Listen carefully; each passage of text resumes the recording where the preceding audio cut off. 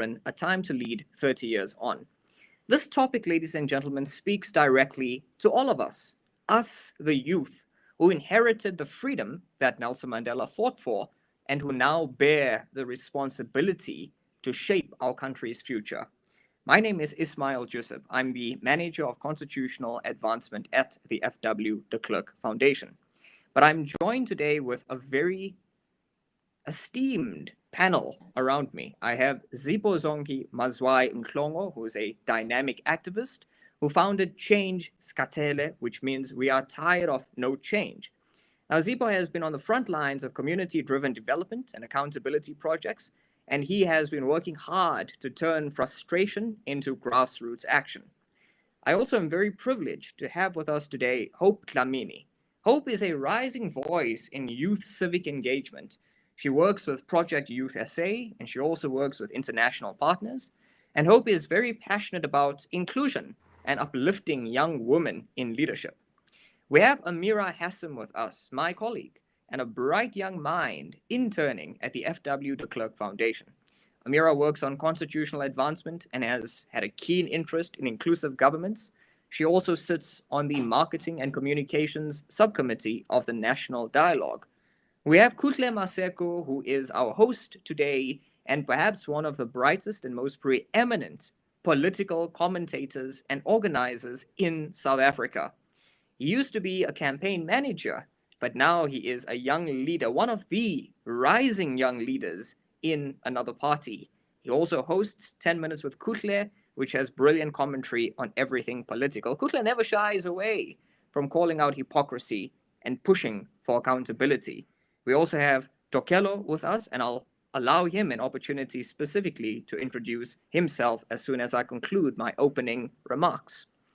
Now, ladies and gentlemen, Nelson Mandela's vision was not just about liberation and oppression. That was a divide, but that was a timeous divide. One can argue today that we've got political uhuru, but do we have economic emancipation? Do we have social emancipation? Do we have cultural emancipation?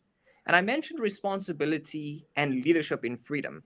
Nelson Mandela challenged young people to be the script writers of their own destiny, to be the star in their own story towards a brighter future. And he believed, Nelson Mandela, that young people are capable of bringing down the towers of oppression and rising up the banners of freedom. But these words make us think about who we are and where we are today. Because today, we, the young people of South Africa, face different kinds of oppression: poverty, joblessness, inequality, corruption, violence. The principle is the same. If we are aroused and united, we can overcome them. Are we united? This is a question we must interrogate today. So as the FW de Klerk Foundation, we've been commenting on a number of things. I've spent much of my time engaging young people on the Constitution, on democracy, and I've seen incredible passion and insight from young South Africans. Earlier this year, we met with matric students at a high school, and I remember telling them, by ensuring that young people understand their rights and responsibilities, what we do is we foster a generation of active and informed citizens. And indeed, many youth are active, from community projects, entrepreneurial endeavors, advocacy campaigns. The most active youth in South Africa are indeed with me on this roundtable discussion today. But when we look at the state of our democracy, 40% of eligible voters voting in last year's elections, with the party that had the highest percentage of the votes only garnering 40% of the 40%, something has gone wrong. We cannot continue this growing cynicism. We cannot continue to be disenfranchised with democracy and politics. We cannot continue on the path that we're on. So against all of this backdrop, today what we're going to do is to interrogate, to analyze, and to understand who and where and what we are. But hopefully after the 67 minutes we spend together, we can forge a solution together to our country's problems. With that, I'd like to begin, and I'd like to drop the first question onto some of our panelists. I'd like to begin with you, Kuhle. Many young people today feel disconnected about the Constitution. They feel disconnected from the lofty ideals enshrined in the Constitution.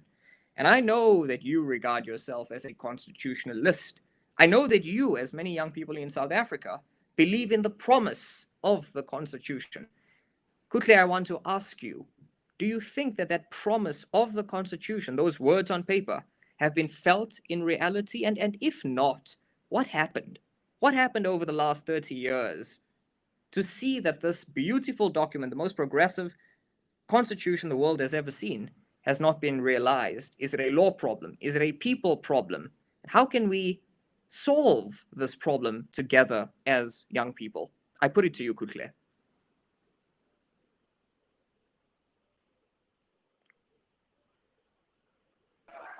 I think Kuhle had to go out for a minute, but I just want to add my remarks until he comes back, maybe.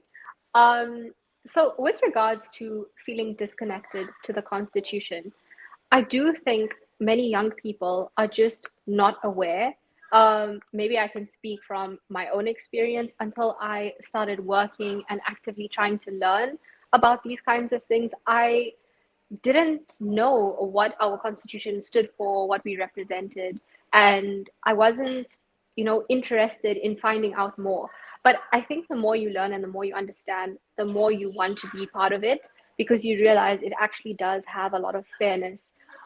One thing to be said is, with regards to feeling disconnected, I don't think there are, yes, the Constitution is very progressive and it says a lot of things that make sense and are very fair, but those things are not necessarily incorporated into South Africa. I mean, for example, look at our poverty, look at our unemployment.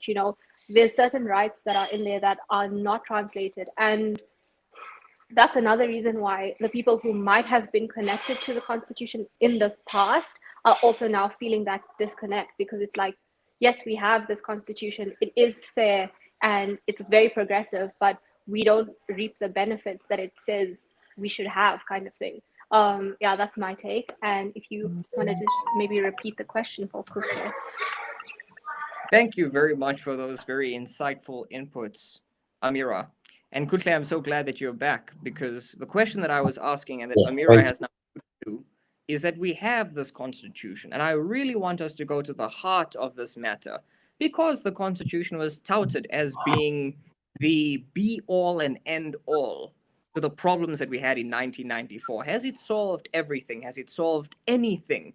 Have young people felt it? Amira says, and quite rightly so, that yes, the Constitution is a lofty ideal, but it was tied to a certain generation, and that somewhere along the line between 1994 and 2025, the words on paper have not translated into reality. Kuhle, what is the problem there?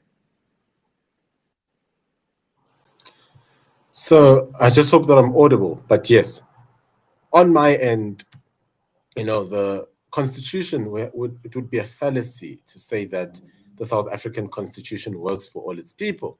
It would be a huge fallacy. It's a constitution that has not done anything to protect women against GBV. It's a constitution that has not done anything to deal with race relations that we have seen ever so heating up in this country. This point sort of felt like we're going back to, well, this year rather, sort of felt as if we're going back to the 1980s or the 1990s, when race becomes such a huge issue and a valid issue, because it feels like others are left behind.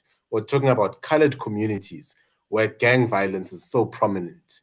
We're talking about, Indian communities which are left behind. You can refer to Phoenix and Durban, Malmesbury, you can go on and on, speak about white communities, speak about farm murders. The list goes on, speak about townships. And at the end of the day, you realize it's not really a race issue. The issue that South Africans face is the government has left everyone behind. Doesn't matter whether you're black, white, Indian, or colored, because all constituencies, all races, all cultures are not being represented by this constitution, if we are to be honest, or rather, there are loopholes in the constitution that aren't serving South Africans as it should be serving South Africans. Thanks. So that's a very important point that you made, that there's a constitution, but that it hasn't been serving every single person. But maybe a nice rebuttal to that point would be that, but then what is the alternative? What would have been the alternative to the constitution? So then, Kuhle, perhaps the thought lingering is that should the constitution be strengthened? Should it be amended? Will that then solve our problems? But I think also remember that whilst having this constitution is nice theoretically, it also has had practical benefits. So let me give you an example of this, and I want some of the other colleagues to interrogate this point. When we talk about the Bill of Rights, and when we see freedom of expression, freedom of association, the right to protest, for instance, when we look at freedom of education specifically, the people who participated in the Freeze Must Fall movement in 2016 specifically used those sections of the Bill of Rights to achieve their goal of a free education, because they believed, as Kuhle was saying, that the Constitution represented some but not all. And they wanted to invoke that very same Constitution so that more people can experience the Constitution in their daily lives. So, Zipo, I want to bring you in on this because you are part of an organization that says we can't keep quiet anymore. But what exactly is it that we're complaining about, and how do we solve those problems? Thank you very much for having me on this panel. I hope I'm audible to everyone. I don't think there's anything wrong with the Constitution in itself in terms of its text. I think its application is wrong because Nelson Mandela infused the Constitution that we have now. Nelson Mandela said it's a living document. So that means that the way we interpret it has to live through the context in which it is interpreted at that time. So I think what happens is that you have older generation that's a custodian of this thing that interprets it mechanically because for them, they grew up during a time when there was apartheid, where there was no constitution. So when they have a constitution, they see it more as like a triumph of apartheid. So we must stick to this thing the way it says we must do things now. There is no living application to it because now we see through Freeze Must Fall, for example, they will quote the Constitution and say, you guys give us a right to education, but we don't see that, right? So, or we don't see it the way it's supposed to be. And then they're going to say, well, you have a university, you have schools, so what more do you want? But it's in the modernity. How modern is that education? How does it fit today's world versus the world that they lived in? So I think there's an interpretation issue and there's an application issue of the Constitution. And I think that is something that we need to interrogate more rather than the actual text. Because the text in itself, I think that's what we celebrate. We celebrate the text of the Constitution, that it covers every single aspect of society. It covers governance, it covers courts, it covers the Bill of Rights governs individuals. So it covers everything, but how do we apply it? And I think that's the starting point. No, thank you. You make a very good point. It's how do we apply it? But what have we been doing wrong in applying the Constitution over the last 30 years? Because we can't start asking ourselves, how do we apply 30 years after the Constitution was birthed? So I want to come to you, Hope, because Amira mentioned a very important point earlier. She said, there's a Constitution. It's great. I think all of the panelists so far who've spoken have said there's nothing wrong specifically with the Constitution. Kuhle said it might not apply to everybody equally, and Zipo said that it's a matter of implementation and execution rather than the actual mechanical execution of the Constitution. Now, Hope, how many people actually understand what the Constitution is? How many young people know what the Constitution is, have opened the Constitution, and are adequately able to defend themselves against those who abuse their rights in the Constitution? I ask because you work with Project Youth South Africa, and you must be in contact with many young people who, in the constitutional educational field, ask you about the Constitution. Do you think more needs to be done in terms of awareness, or do you think that the youth know what's in the Constitution and reject it as it stands? Thank you, Ismail. Just checking that I'm audible. So in response to your question, I think it's fundamentally important for us to firstly understand that the Constitution in itself was not a tool to just recorrect history like a page flip. And what that means is the fact that we need to understand that, as my fellow colleagues have actually explained, is that the Constitution had a very particular mandate within a particular context. And what that means is that within South Africa's democracy, having been in a democracy for more than 30 years, everything requires review, update, and progression. And what that means is the fact that we need to come to a point where we are able to firstly understand that the Constitution as it stands is a great tool for reference. And what that means is that the issue that we are looking at right now is that there is a perception of rights without delivery.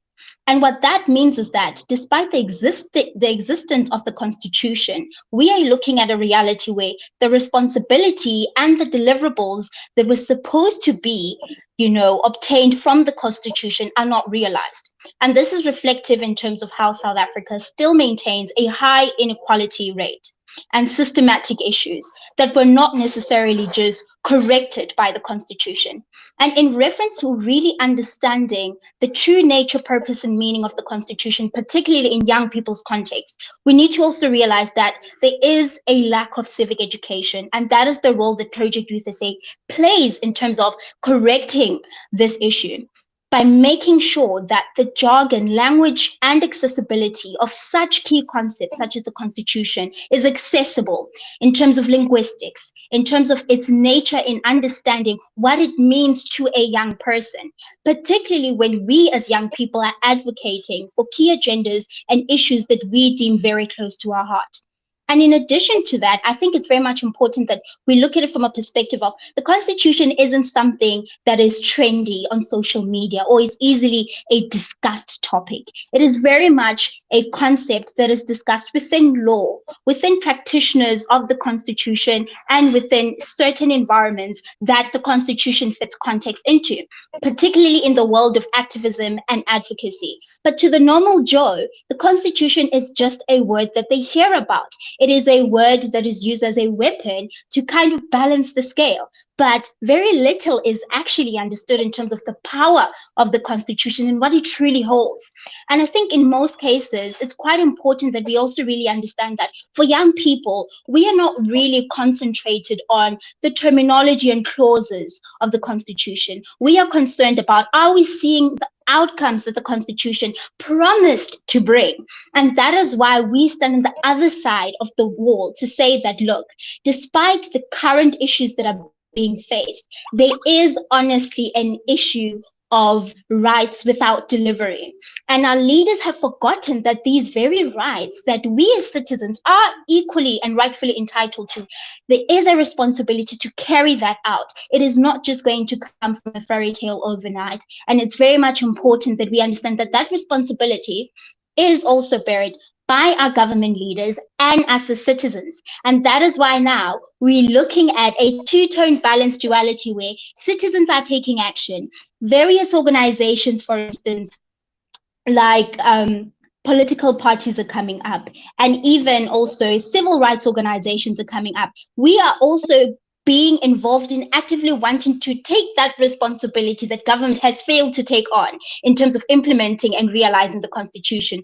And that is why now we are faced with an issue where people are taking the law into their hands. And that is where now the argument comes in to say, are we truly right to say that when we are taking action, implementing the Constitution based on our own interpretation, which now has also caused conflict and resulted in issues such as South Africa, for instance, being seen as xenophobic, the issue around immigrants and foreigners, and in terms of what they actually have accessibility to. And I think this is something that was easily also reflected in the last interview when we had March and March being interviewed by the anchor, and how she also interpreted the Constitution in that context, and what it means when we say everyone has a right, but also everyone has a responsibility. And that's where young people are coming in. We are bringing about the responsibility side of the Constitution and the rights that are presented. Thank you, Hope. You made some very strong points. I want to interrogate some of the things that you said now, later. And I want the colleagues to start thinking already about some of the things that we must discuss, such as the Bill of Rights.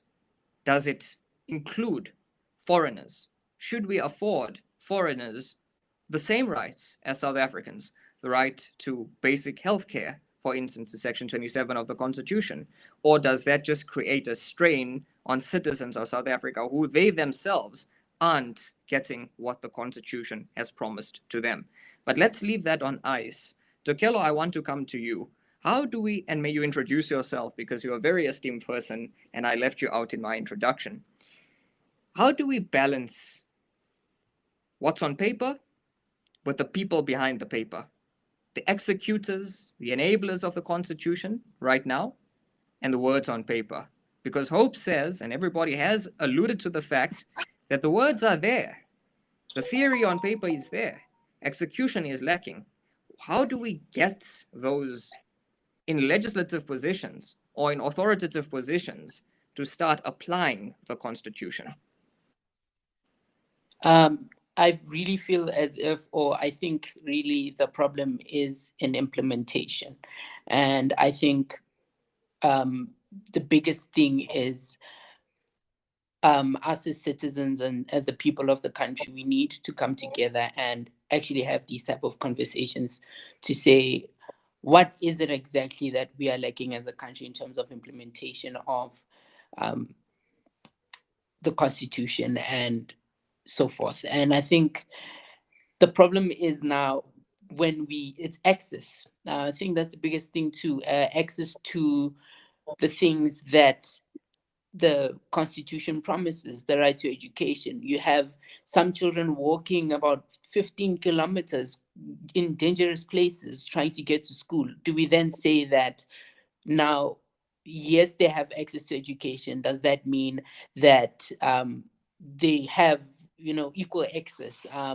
We talk about equality and we talk about the land issue as well. Do we then say that, as a South Africans, do we say that now the Constitution really protects our rights and promotes our rights? And, so I think that's a conversation that needs to be spoken about a bit more, and more actions need to be taken. I mean, you talk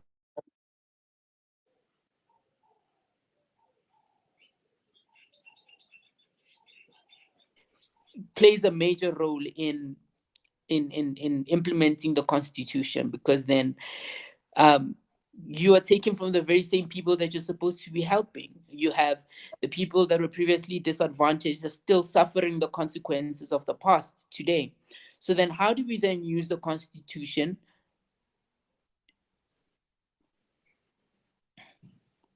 Am I audible? You're audible, Tokelo? You were saying, how do we... Okay, Nolo, I want to come to you. Please pick up on what Tokelo has been saying, because he says it's an implementation problem.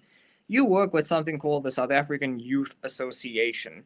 How important is it that we be united as young people in South Africa? But what are we uniting against? What's the message once you get people in a room? What do you feel about the Constitution in its current form, and whether it's been helping or hurting young South Africans in particular?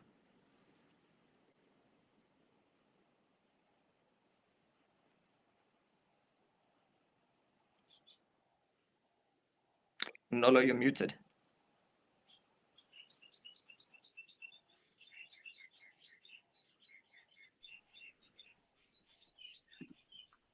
All right, can you hear me now? Yep. Well, thank you so much, Ishmael, and everyone on the panel. I share the same sentiments with the colleagues here. I think our constitution is perceived to be one of the best in the world. And I do commend our parliamentarians and our policymakers in the legislatures for drafting what is considered to be one of the best constitutions in the world. But for me, I think a question that we have to focus on is the implementation part. Are we, as a government and as a citizens, are we holding our government accountable for the policies that they've formulated? Are they fulfilling the promises and policies that they've drafted within the Constitution? So and I think government has or parliament has to kind of like work on educating young people in terms of the constitution of the republic. More needs to be done in terms of educating young people on the constitution and voting as well. I think the IEC as well has to do more on encouraging young people to go out there and vote. I mean, we are the largest population within the country, but there seems to be a lot of disengagement by the youth. But I think there is so much youth potential in South Africa that is not tapped into. So government and everyone as a multi-sector stakeholders, we have to come together and work together to educate our young people on the constitution and bring more of voter awareness. Yeah, so that's my perspective. Thank you. Now, to end off this particular section on the Constitution, and I'm very happy that all of your answers incorporated solutions. And I think you wrapped it up very beautifully there, Nolo, where you said that we've got to be united, not just as people, but as stakeholders as well. And I think there's fertile ground as well for the private sector to lend a hand in achieving some of those goals, those noble goals that the Constitution wants to exhibit themselves. So, to end off this section, I'm going to ask each of you one question. I'd like a very swift response. If there was one thing that you could change in the Constitution, what would it be? Or would you not change anything at all? I think let's begin with you, Kuhle. Thanks, Ishmael. Look, from my end, there's a lot that needs to happen in South Africa if we really are to see progress. And the constitution as is not working for South Africans. It will never work for South Africans. Understand this. The constitution is the same constitution that causes political instability in COJ, City of Johannesburg, in Tshwane, in all these metros. It's the same constitution which the ANC uses as a weapon for the GNU. It's the same constitution that protects certain criminals, So this is a constitution that will need a deep relook at. You must remember that this constitution, right, was not a constitution that was, I would say, meant to run a functioning democracy. This was a constitution that was created as a transition from apartheid to democracy during CODESA times, right? So you need to understand the inaccuracies that come with this constitution. I mean, you've got acts such as, and I don't want to, go off track, but you've got acts such as Bella Bill, or Bella Act rather, because it's an act now, which are vehemently oppose what the constitution says. When it says everyone has got a right to 1, 2, 3. Same as EWC, your right to property. So you can definitely see that this constitution is not working for South Africans. We need to go back to the drawing table. We need a constitution that is built on the fundamental principles of a collective society, and understand that we're a very diverse society, meaning that there are many opinions. It's not the countries where there's either one race, one culture, or one religion. So you've got to create a society that allows for everyone to feel part of this country. And I for one, don't think the South African constitution allows for that. Okay, but now Zipo, Kuhle says that the South African constitution must be built on certain fundamental principles that actually work in practice.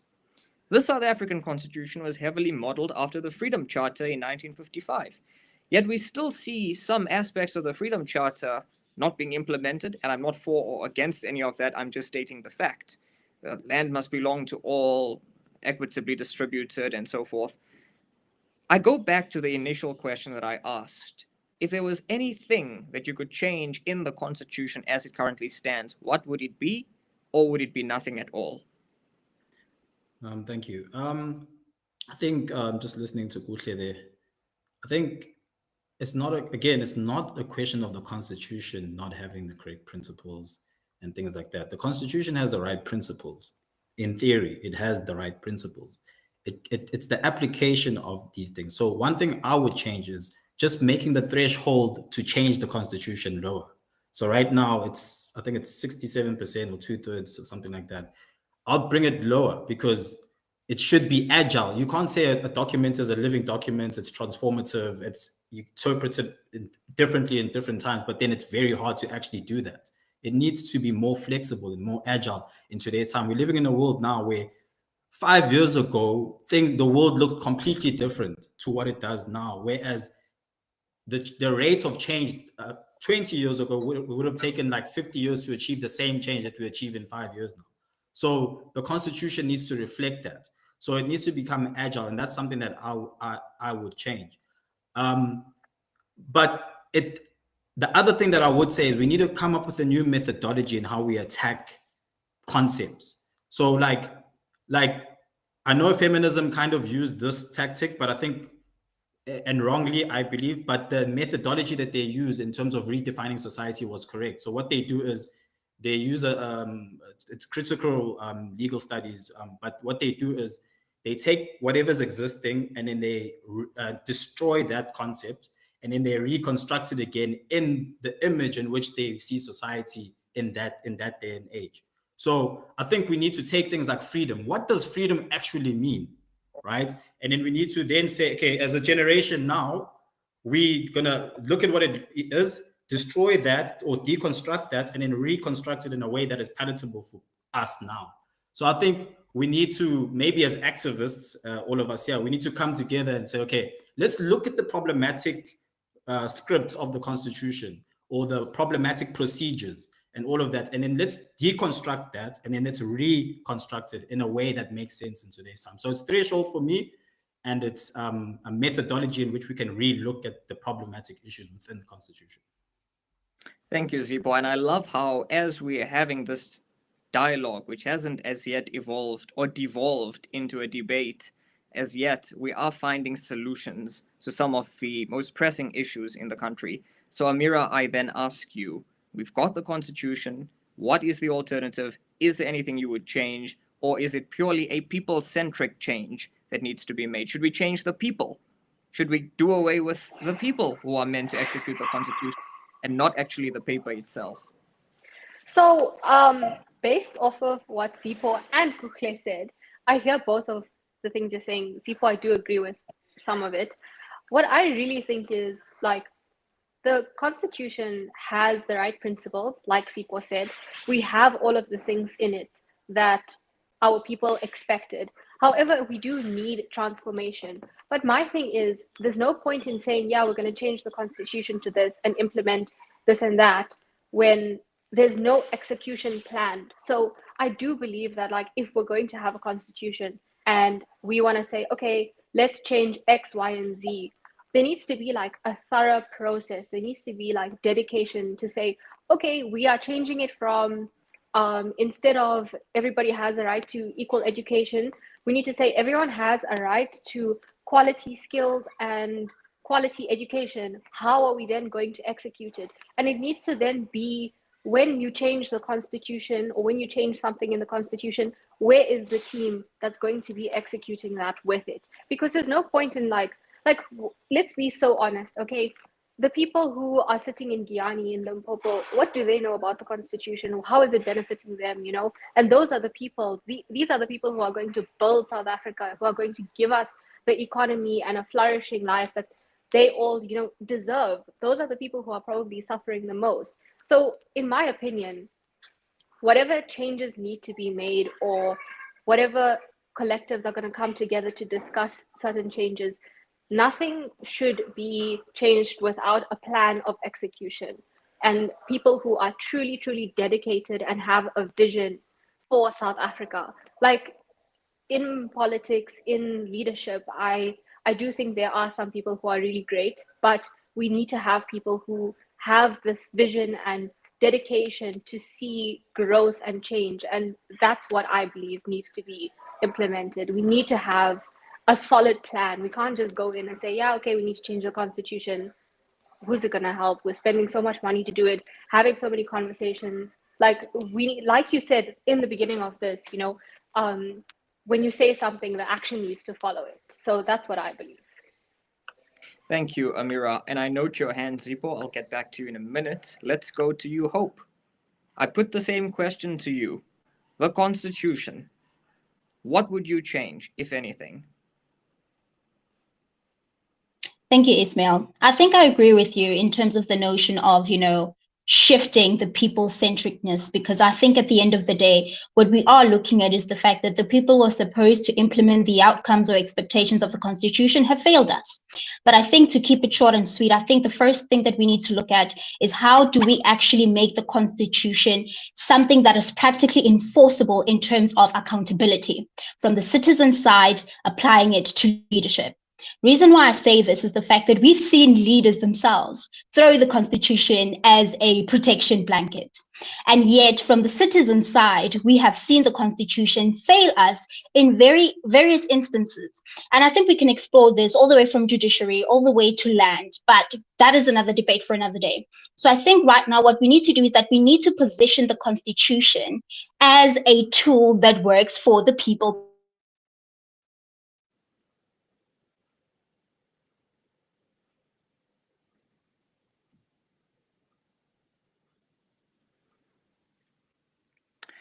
Nola, I want to come to you on this matter, and I want to ask you this. In Hope's answer, she briefly mentioned something about the people and holding people accountable. Now, I put it to you, and I put it to you, colleagues, that the Constitution has certain fundamental values. We call them the Section 1 founding values of the Constitution. And those Section 1 founding values include accountability and responsiveness and openness. Is it the Constitution's fault that there hasn't been accountability? Or is it the fault of legislation that stems below the Constitution that have been abused by politicking? Because I know Kuhle mentioned the Bella Act. Are acts like the Bella Act not just unconstitutional, but profoundly abusive of the Constitution, because it creates a system whereby the people who then assume positions of power are far beyond reproach, cannot be held accountable? In short, what I'm asking you is the Constitution doing enough in terms of accountability, or should we aim for stronger mechanisms of the Constitution that Hope was speaking about?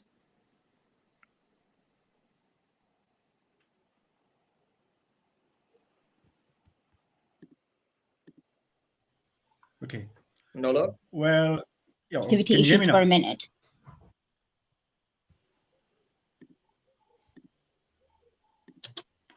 Please continue, Nolo. I think the issue. Well, I think the issue is not with, as we've mentioned, it's not with the Constitution. In terms of accountability, I think so much power and responsibility has been outsourced to political parties. And so I think, for example, when you look at Chapter 5 of the Constitution, which is a section that gives the president the responsibility to appoint ministers. For example, there, for me, it's a section that I think needs to be changed, because right now, when you look at the amount of portfolios that are on the what do you call this, departments that are there, that have been what do you call this, that have been introduced. There's so many unnecessary departments that can be amalgamated into one. So I think the president has to be limited to the amount of portfolios that can be created. And also, I think another thing that can be amended is that we need to create a threshold on the amount of political parties we can have on a ballot. So, because we have so many political parties that we have to choose from, so many options. So I think it's one thing that we as a country need to go back to the drawing board and reconsider and say a certain political party that wants to be introduced has to have, or to have previously had, at least, let's say, 2% or 3% of voters so that they can be on the ballot for the next election. So we have to have a threshold for that.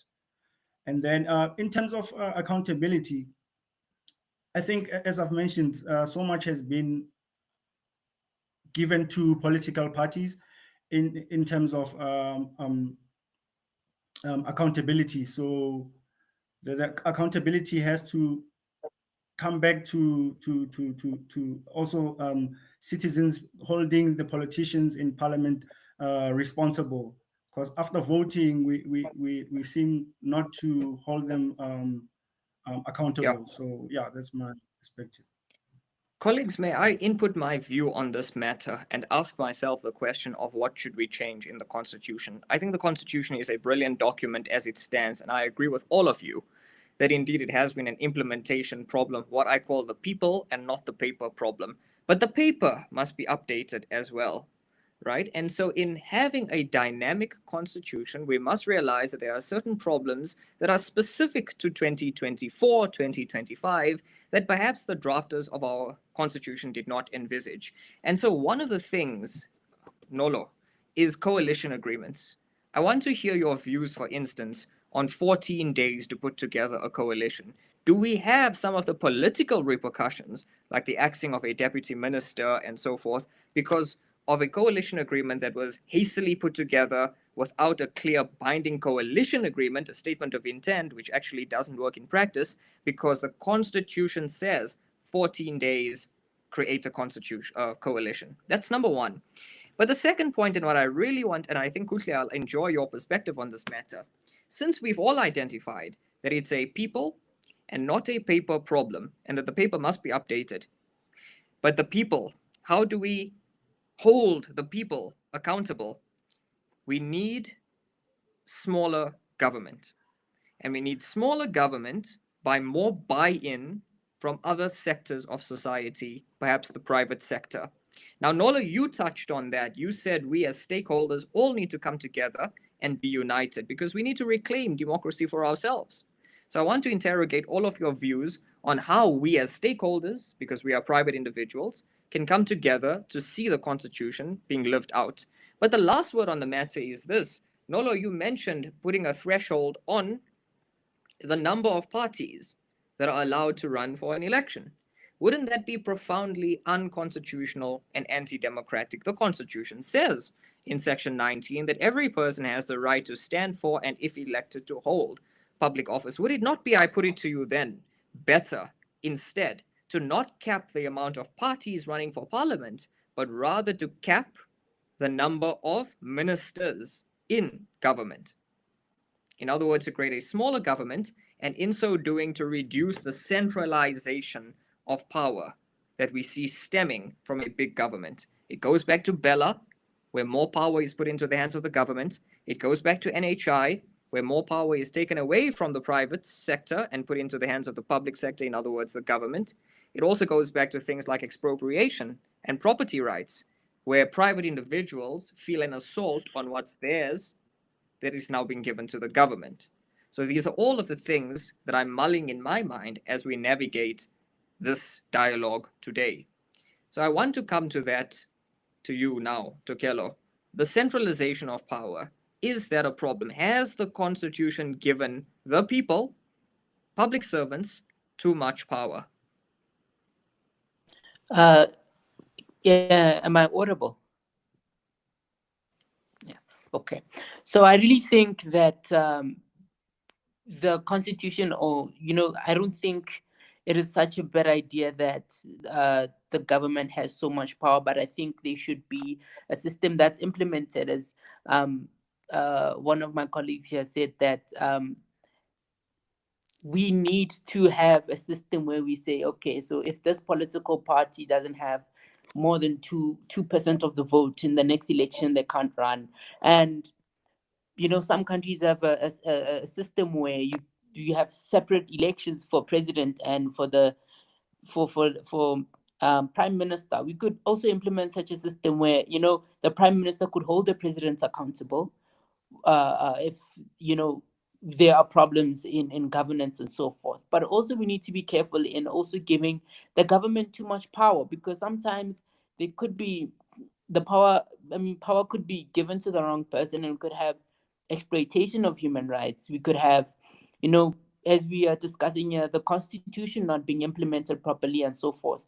These are the type of things that come with the government having too much power. But I feel there are solutions to changing this narrative, to changing the situation. Maybe some improvements in the electoral system and so forth. I think, yeah. Thank you. Kuhle, come in, please, and tell us about 14 days for a coalition agreement. Is that rational? Is that reasonable? Belgium went 2 years without actually having a coalition put together because the bureaucracy was so strong that you could continue without a prime minister. Talk to us also then, Kuhle, about the centralization of power into the hands of the government. Has the government appropriated for itself too much power? Thank you, IJ. So, speaking with a bit of knowledge about this, the 14 days that members of parliament, members of councils, and members of legislatures are given is not enough. It really isn't. And I'm speaking about the reality here, us mature beings outside, we could negotiate in 1 week, but there's a difference here. This is about fighting over bread and butter issues, access to power, access to resources. Hence, it will be such a divide that, you'll only find an agreement before the sitting of that council, or before the sitting of that various legislature. So 14 days is obviously not enough. I think we've seen it in our GNU, the cracks that are in the GNU. Every day, you even forget that other parties exist in the GNU. And that is because the ANC will go and consult with other parties and leave other parties behind. I mean, I think we've seen this thing before where, they'll go and consult with other parties over budget votes. And you can clearly see that other parties were not informed over certain decisions in the budget. It's sort of this thing of just stick to what we say in order for this coalition to live in peace. Now, let us not forget that, like Nolo said, that in Section 5 of the Constitution, the president has got a right to appoint as many ministers, create as many departments. Basically, it's a very open part to the president, card that he can play. He's also allowed to appoint a maximum of 2 ministers that don't sit in parliament, right? To come in and become ministers.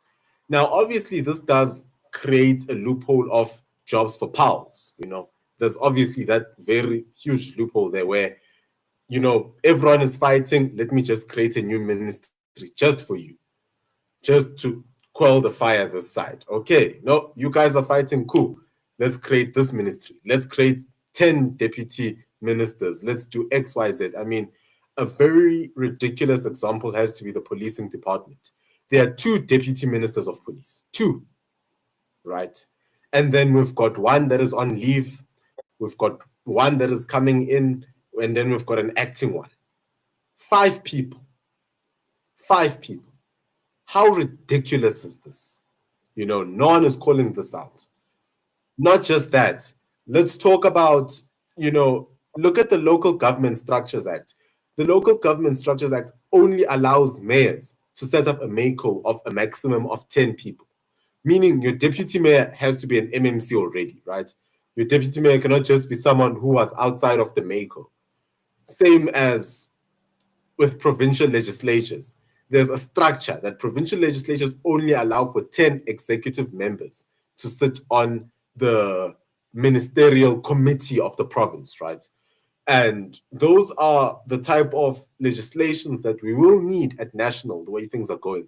You can't have a national parliament that sits with 70 odd something members as cabinet members. That means if today, right? That means if today, how many are we in this debate? I think we are about 7 or 6. That means if we had to go to parliament, right? at least 2 or 3 of us would become ministers. That is a very high probability. That means your chances of becoming a minister in parliament are 1 in 4. It's very close to 1 in 4, 1 in 5. We have to cut down the size of government. We need to cut down the size of government. You know, I'm very sorry to say this, but departments such as, you know, women, youth, you know, children development, social departments, all these departments need to be cut down into one department. They really do. You know, departments such as military veterans need to be scrapped. The list is long over the useless departments that are in government. You've got ministers in the presidents. What on earth are they doing? Cut down the fat. That's what we need to do. Thanks, IJ. Thank you. You know, you're absolutely right. And I tend to agree with you that we have too bloated an executive. And I get the feeling as a young person that I've been betrayed, not by the Constitution. I've been betrayed by politicking around the Constitution, people using executive privilege to fill positions and then not use those positions to the benefit of the people.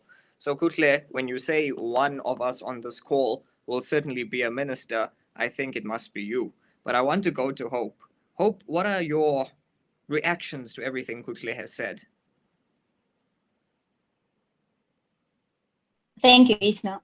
I think for me, firstly, I'd like to say that we also need to question, is it really a reflection of a healthy democracy to have over 200 parties? Reason why I bring that up is the fact that we've seen a trend. And when I say a trend, I mean that we've seen a trend that everyone wants to be a boss girl or a boss guy, right? So you're part of a party, you don't get your way, you leave, you open up another party. And we've seen this be a repetitive pattern to a point that I'm like, there honestly is no use for us to have more parties coming in because it's all the same people, it's all the same mandate, right? But in addition to that, I think we also need to question something. Yes, there are recommendations for us.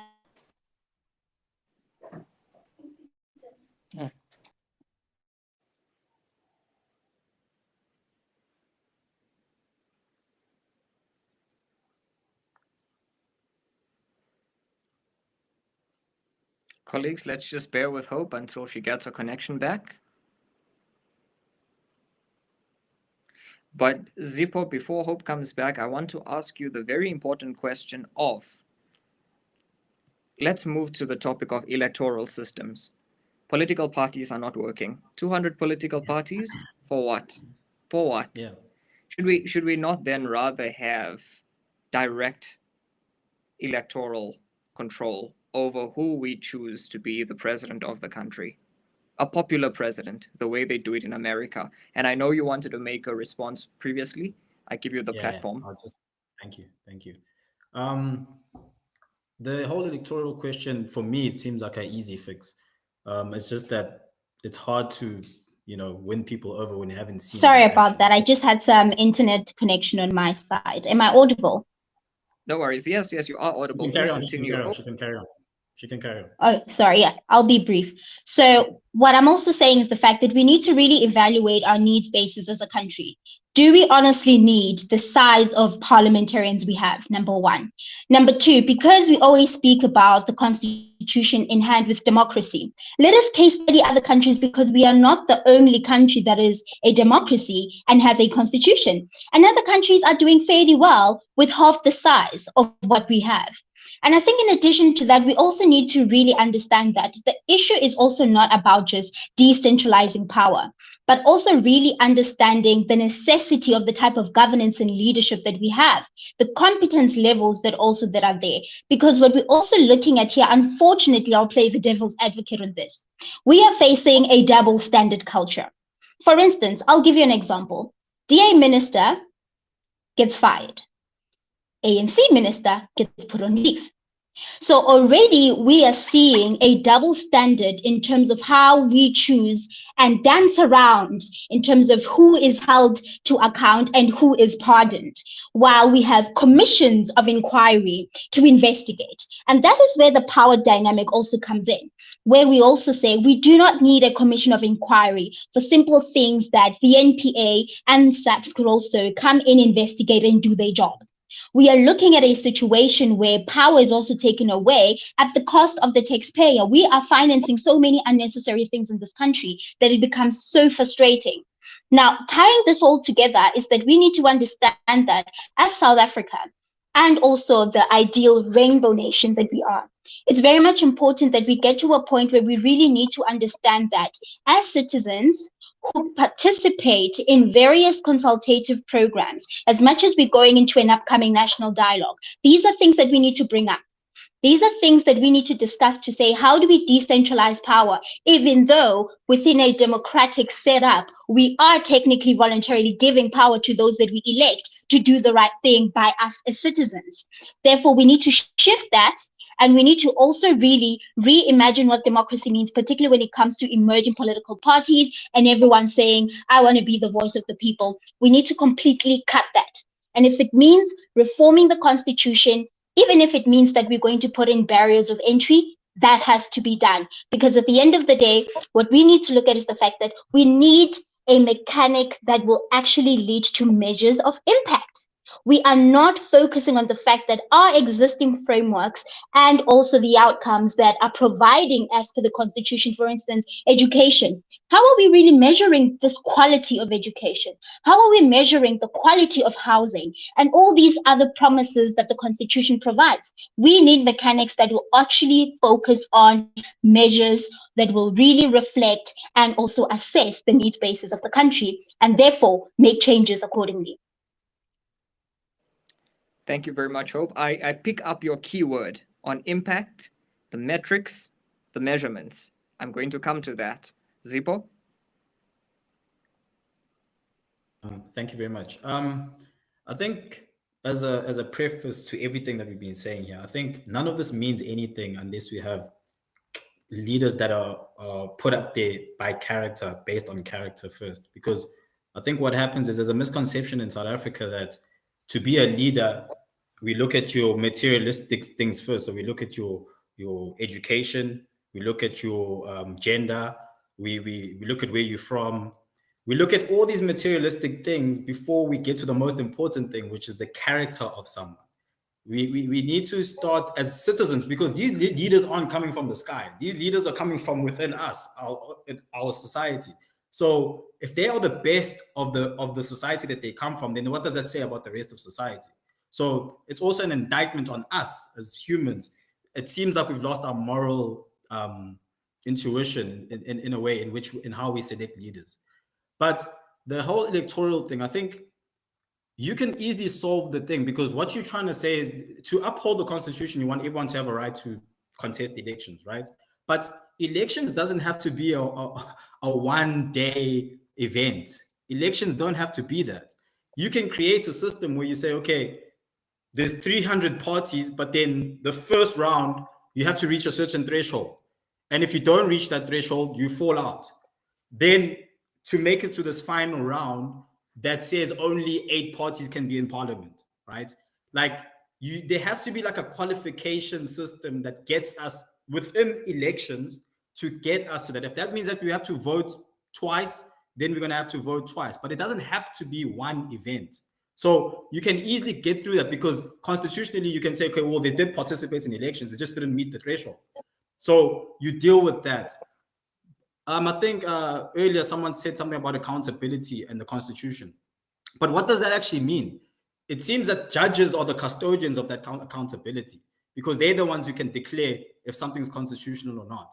And I think that's where the problem is. It can't be judges that say they can't be the final frontier, because then it starts to become an educational exercise, where only if you went and studied law, you can dictate if there's accountability or not. That's a problem. It needs to be a people-centered thing, and it needs to find a way to make it back to Parliament, where Parliament can declare it's harder to be corrupt if 400 people have to declare something something unconstitutional versus 12 people or 9 people or 11 people, however many people in the Constitutional Court. So I'm just saying, like, we need to be careful, because I'm noticing a trend in this conversation that we're saying if it's not black, then it has to be white. We must be careful that we don't look at these systems through the eyes of bad leaders, because then you're going to overcorrect it to fit, to sort out bad leaders, but then it's going to hinder a good leader to be able to do a big job, a good job. Like, you guys are talking about presidential prerogative and stuff, and ministers must become less. Why? You have to ask yourself, why is that term in the Constitution that the president gets to have a prerogative? It's there because ministers are delegated authority. They're not employed or anything like that. What does delegated mean? It means that as a president, I'm looking at the landscape of South Africa and I'm saying, yo, this job is big, and I'm going to need someone to help me with defense. I'm going to need someone to help me with the law. I'm going to need someone to help me with education. So now the president says, through his judgment as a leader, because we've said he's a leader, right? So we trust his judgment. Through his judgment, he says, okay, I'm going to appoint Kuhle for defense because of 1, 2, and 3. So what I'm saying is, once you start to tinker with that, now you're going to start to tinker with the ability of the leader, which is the president, to do his job in the right way.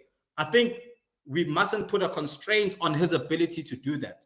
But then this is where I say, now the Constitution starts to contradict itself a little bit. Take principles like separation of powers.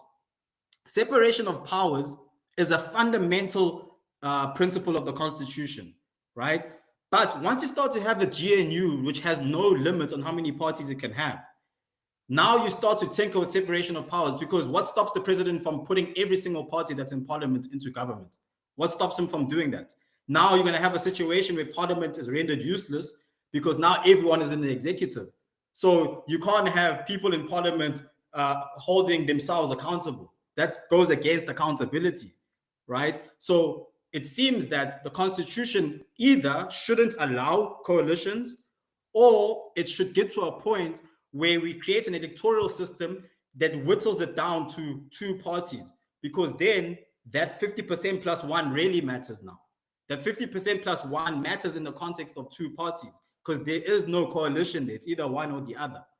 Or you get to a point where you change the definition of what a majority means. Is it an outright majority, or is it just a majority? So these are all concepts that you can't just go the opposite just because the people that are in power are bad now. You have to look at why these things exist and then nuance the solutions within each category.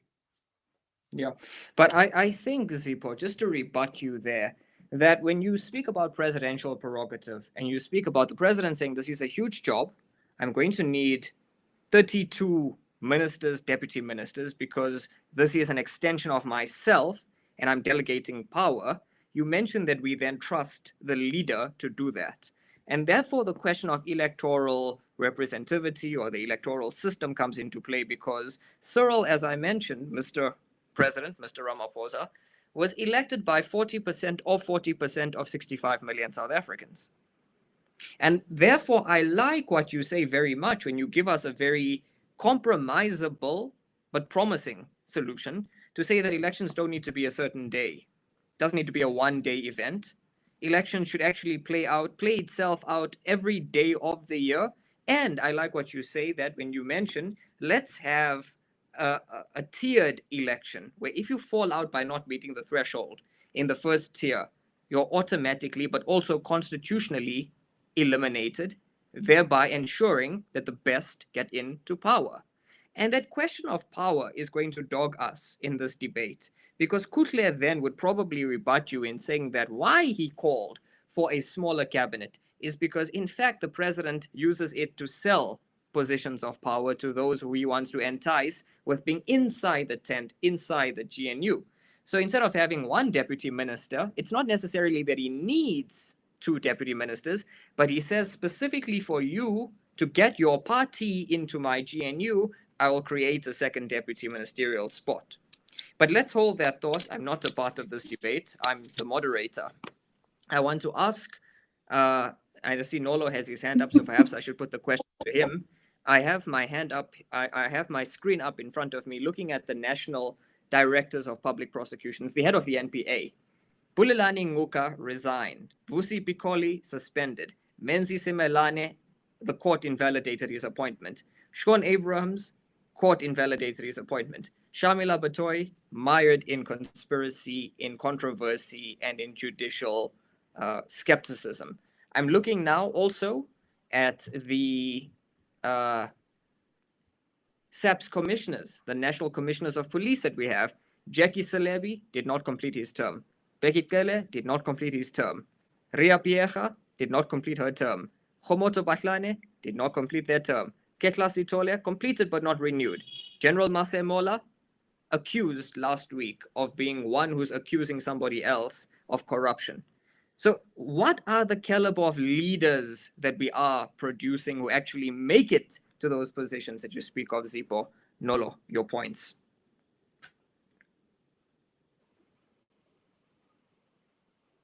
You want Nolo to respond? Yeah. Nolo, I just sorry, wanted to please. touch on. Sorry, I just wanted to touch on what Zipo has mentioned previously about the president's cabinet. I think, yes, South Africa has unique challenges, socio-economic issues. But when you look at the size of cabinet that we have, I mean, we cannot really justify the amount of portfolios that we have. You look at your first world countries, you look at the size of the cabinet that they have, the secretaries and ministers that they have. I mean, we cannot compare. It doesn't make sense to the amount of portfolios that we have. So I think definitely there needs to be a constitutional amendment in Chapter 5, ensuring that the president doesn't overextend those powers and appoint so many deputy ministers and ministers. So yeah, there has to be a cap on that. It's just creating so much expenses for the presidency and government. Can I respond to that, please? Please do. I'm not saying that the current leaders are over-appointing, are not over-appointing and things like that. But I'm saying you're not going to deal with the issue, where the issue is you have people in power that use positions within the state to then trade, for political reasons. That is not a systematic issue. That's a morality leadership issue. That you can't change the system to deal with an individual's morality. You can't do that. Because let's take your example, for example. Let's bring down the ministry to 10 or 15 people. But now what you're going to do is you're going to find more catered deployments in other institutions within the state. So instead of getting a competent CEO for Transnet, you're going to find someone who was supposed to be the Minister of Women and whatever. That person might end up the chairperson of Transnet now. So all you're going to do is, if these people are immoral, they're going to just find another way within the state to trade. So, and maybe being a chairman of Transnet is more money than a minister and less scrutiny because no one really follows what the Transnet minister does until they corrupt. So I'm saying that doesn't deal with the issue. A moral issue, you can't fix a moral issue with the system. You can't do that because the system is predicated on the morality. So why I made my initial point about the society being immoral as a whole is because we ourselves are corrupt. You cheat. Okay, I'm not saying you because I don't know you, Nolo, but you cheat on your girlfriend. That's immoral. That's corrupt. You lie to your parents. So what I'm trying to say is that their faults are just heightened because they're there. But I'm saying as a society, we don't hold each other accountable. So that now the Constitution and the state manifests what we are already in society. So I'm saying before we can talk about these things, we need to get to a point where we understand the morality first, and then maybe we'll be able to then more nuanced come with systematic fixes to our problems.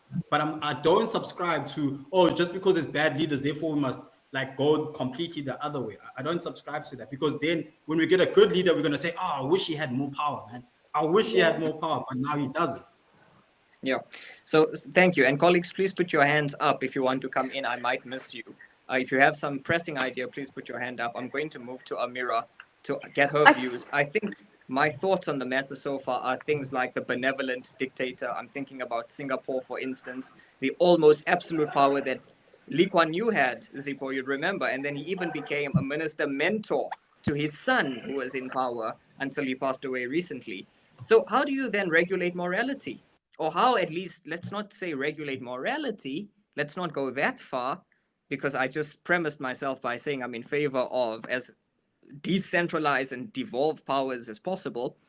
But how do you change the culture from a grassroots level? Amira. So I just want to say, I really agree with what Zippo was saying. And truly, I don't think, okay, yes, we know Mandela was a really good leader. Do we really think after he led South Africa, we have someone who we can look at and say, you know what, this person, like, they did so much for our country. Their character was so uncompromised. Like, we look up to them and say, the system worked for them. So I fully agree with what Sipho said, in the sense that we don't have a leader who we can base it off of and say the system worked so well for them because they came to our country with good intention, and they, you know, there wasn't a disconnect like there is now between the people in the top who are playing politics and the people who are actually living and, you know, breathing South Africa. So yeah, that's just my add-on to what Sipho was saying. And I don't think we should change the system yet until we have put a person in power or a position of power where we can actually see the good being utilized of it. Yeah, sorry. And then Ismail, you said, how do you monitor morality?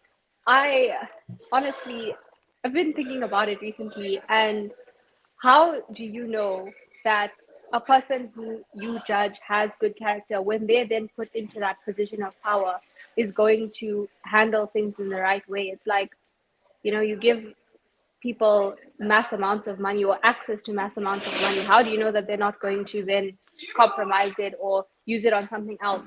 So with that being said, yes, we do have systems in place that maybe need to be changed. Sorry if you guys can hear things in the background, but like, you need to then also have controls, like internal controls. I'm just gonna mute myself. But yeah, that's my answer. You need to have certain internal controls. If there's going to be a minister in place who the president needs to, you know, to have assistance in certain things, what are the internal controls that power is not going to be abused? Because right now, like, we don't have that. That's my answer. So, Tokelo, let me then come to you, because I get the sentiment in the room being that absolute power corrupts absolutely. But also that we must monitor our system in knowing that it might not be a systemic problem, it might be a ground up morality problem stemming from society, something that's pervasive in society, and we've got to, amongst ourselves, come up with a way of changing that. The question that I then put to you is, do you often feel, is it your sentiment that the populace, the people, the electorate are duped, scammed by politicians, by T-shirts, who put these politicians in power so as to give them the absolute power that they need to be corrupted absolutely? That's the question I put to you, Tokelo. And if that is the case, it's an education matter as well. And I speak about education because after we speak about education, I'd like to speak about the economy. Tokelo?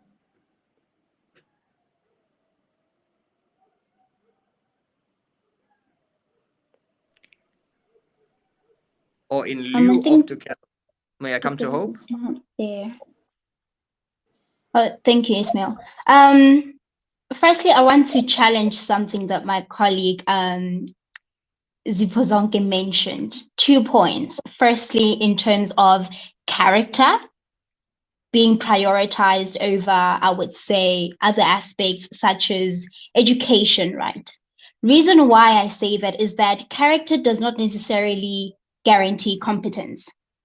And I think we can kind of see this in our general social setups.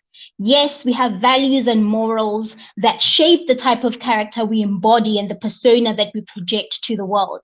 But I think it's also very much important to also really consider, is morality more important than ethic? Because morality is very subjective. based on various aspects from your upbringing, religion, belief, culture, and it's also very individual.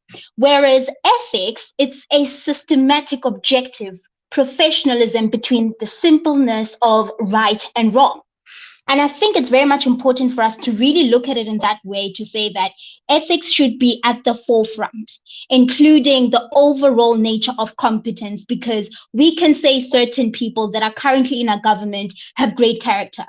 But unfortunately, they're bad leaders. Unfortunately, they lack competence. And this is not to say that just because you are educated or have a particular alignment association to a particular background, then we then deem you to say you are more suitable.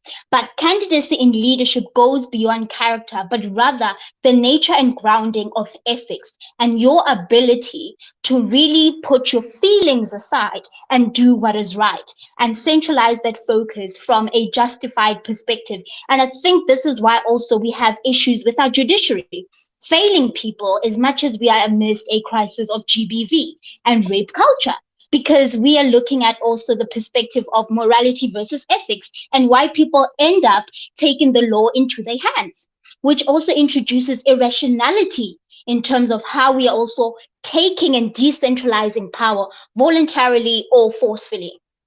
And in addition to that, I think it's also quite important that we really realize that South Africa is quite diverse and there's quite a lot of sensitivity in issues that we experience. Now, as soon as we start to have conversations around character and morality, we also need to understand that that is subjective based on who you are and your background. Because at the end of the day, we may not share the same values or morals. Now, how will that then actually reflect in a situation where, once again, you mentioned the fact that we need a bottom-up approach? We should not have a group of 12 judges making decisions and being the final ceiling. But at the same time, you mentioned that the president, someone who holds such power to even have the power to delegate specifically, that already is a balance of contradiction in the sense that we cannot really honestly live in a reality where 400 people are going to have to debate over something. Unfortunately, the idea also is for us to remove red tape. And what that means is that we need to find a balance in how, yes, we establish the balance of power of decentralization and centralization, but at the same time, also being very cognizant of the balance of scales in terms of outcome, because at the end of the day, people cannot even agree on simple things. Same thing also, you mentioned the example of cheating and loyalty. Unfortunately, we need to understand that civil servant and being a servant to the public, this is not about me being loyal, but rather about the ethical expectation for me to do unto my people in terms of what is expected, irregardless of my morality of whether or not I feel like we should do this or not. And this is something that ends up being reflective also in the selective service delivery that we see. That character of morality comes in where I choose where I want to deliver service because of whatever personal resonance I have with a particular place. And that is why I feel that we need to shift and rather say ethics are more important and competence overall in terms of displayed experience. And that's why I believe that we should not elect leaders based on the best manifesto or the best debate they put out. Screen and look at the ward councillors, the activists and the advocates who have a proven history of impact in doing work, and prioritize those to be the next leaders, and not for us to only just say that, okay, fine, because of the fact that this party has experience, because of the fact that it is the people who have actually become the problem and not the system itself. Unfortunately, it is the people that make the system look bad. And that is why we sometimes have this perception that perhaps maybe one bad leader makes the rest of the group also bad. Because unfortunately, the situation is that once there is a lack of accountability, we also need to blame the entire group, because at the end of the day, who is then enforcing accountability on the table? If we cannot do that, how do we as citizens hold the president accountable to the decisions that he makes if his ministers that he delegated his power to, remember, he's an extension of himself, he would not go against himself? How do we make sure that accountability is being brought to the table? So there needs to be a balance shift, and for us to really prioritize ethics over morality. So Kuhle, and I'm going to get to you, Zipo, but Kuhle, ethics over morality, but also competency matters, and competency requires education. So I want us to shift this conversation a little bit to look at education, because education guarantees you a number of things. Objectively, it makes you, one could argue, perhaps more competent than somebody else. But Kutle, the point that I'm getting to is, why is it that we see, or we seem to have been seeing, a higher standard of ethics in the private sector than the public sector? Why is it that service delivery in the private sector is far higher than that in the public sector? So, if you have Telkom versus Vodacom, one being an SOE, one being a private company, that Vodacom is able to deliver data on your cell phone, Telkom isn't. Why is that the case? Firstly, it goes back to absolute power corrupting absolutely. Is the pursuit of power in the public sector creating an entitlement mindset? In other words, did we stray from the vision of Mandela to say that, right, I'm in the public sector, it's my chance to eat? Comment on that, Kutle. So, thanks, Aiche. Well, let's firstly say this. There's this huge confusion between private sector and public sector. Firstly, the public sector, being our civil service, cannot run certain industries. We just need to be clear about it, especially with the certain culture that has been instilled in this public sector. For example, government's main objective is not to create a profit. It's to provide services in certain areas. Take ESCOM, we can go on, Petroleum SA, all these. It's about a service. It's not about let us make profit from what we're doing. Hence, you see many SOEs failing, right? So you've got to cut on the SOEs. Government needs to stick to governance, which is serving South Africans, not running businesses, not creating jobs for pals that, because, we as the ANC have lost, 250 odd seats. We're at 159. Let us create another SOE to go and put XYZ there, and here's a job for you. Here's this for you. Also, no, cut on the wasteful expenditure, cut on SOEs. There are very few SOEs that are profitable in South Africa. Very few. Do you know that our country has got more than 700 SOEs? Take City of Johannesburg, for example. Let's speak about redundancies in government, right? City of Johannesburg has got a Department of Water that sits in the council, right? Sits in the council. There's an MMC for water. But on the same note, there is Joburg Water. There's an MMC for energy in the City of Johannesburg. There's a Department for Energy. So it means public servants that work, every day their job has to deal with electricity. But there's city power in the City of Johannesburg. There's Joburg Housing, but there's a Department of Housing. You end up asking yourself, who on earth is doing the job here? Why are there so many redundancies in this government? Why do you have Transnet and PRASA? I know one deals with transportation of passengers, one deals with transportation of, cargo and the rest. But just make that one SOE if it had to really exist, Why are we creating so many redundancies in the state? Another thing is, you've got a civil sector, right, or a public sector, where it is so difficult to hold people to account. You will remember that one of the areas where it is very difficult to fire people happens to be people that work in government or SOEs. It's very difficult to hold those characters to account because of legislation. You have to go through a heinous process in order to get someone removed from their position, right? Unlike the private sector, it's my company. I don't like your work standard. Please get out of here. We'll meet each other at CCMA. That does not happen in the public sector.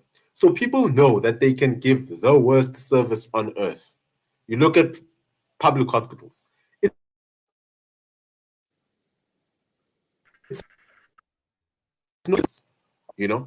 They also work at private hospitals. And you look at the service. This is one person, by the way. It goes back to Zippo Zonke's thing of and hope of morality and ethics. This is the same person who works at a private and a public hospital, right? At the public hospital, they'll be the worst person, the worst treatment of people. They get to private hospital for their night shift. They know what service means. They know, let me stick to a certain standard. So this has got to go back to the thing of we've got to hold people to account. The morals are there. There's these I'm not sure if you know the Humphrey principles, that refer to basic good relations amongst human beings. It does not matter whether you're Chinese, whether you're Arabic, whether you're African or American. They're just basic things that are right and wrong. Whether you are left or right, it's just right or wrong. And what we don't have in South Africa are people that stick to right. People take advantage of systems. You go to a municipality at 12 o'clock. People are not in their offices. People are nowhere to be found. At 12 o'clock, I saw this in the city of Tshwane over 2 years. People are not at work. People are leaving early. People are not taking their job seriously while we sit with a mammoth problem of unemployment. There's a behemoth monster of unemployment sitting outside.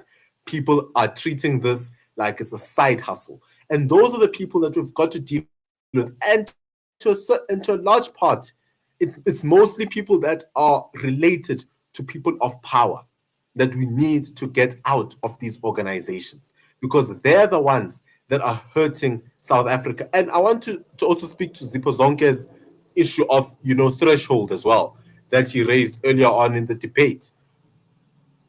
I, for one, say we should not be having a threshold that says we should have 8 parties or 12 parties or 20 parties. No.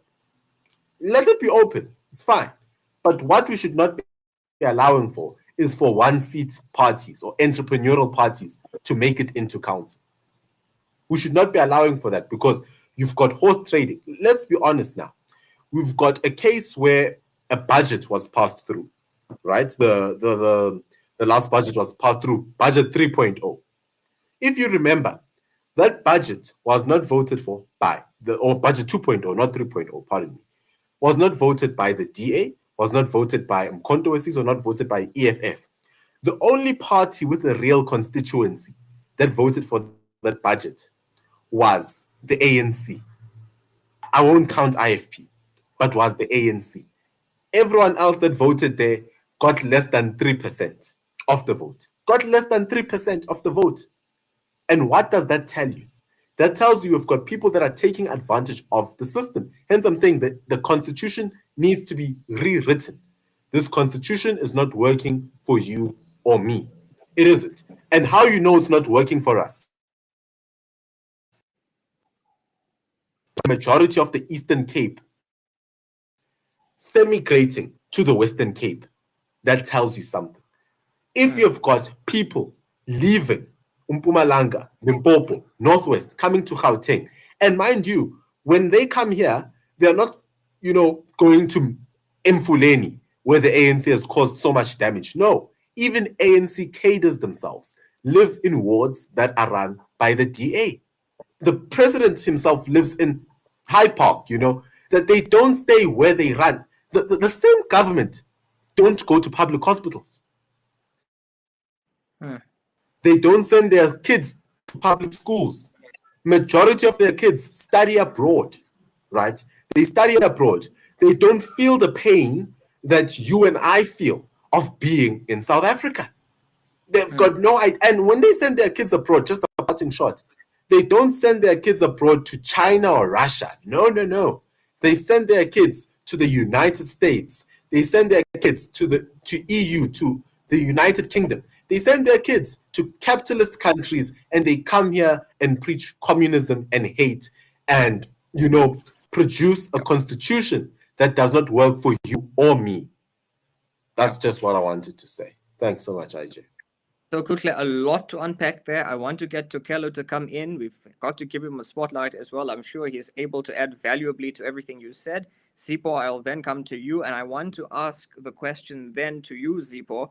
When these people who seek greener pastures leave Limpopo, Mpumalanga, the Eastern Cape, and as Kuhle says, semigrate to economic hubs, they expect economic benefits. Do you then think that the very government that's supposed to create economic prosperity is acting as a barrier to economic prosperity by imposing things, policies like BEE, which forces, like we said, that more competent part of society, the private sector, to share 30% of their companies, when in fact those same private companies could be investing in the communities from which they operate, thereby benefiting actual people on the ground?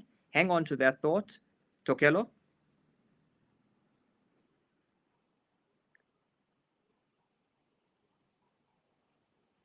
Or in lieu of Tokelo, Sipo, you can come in. Thank you.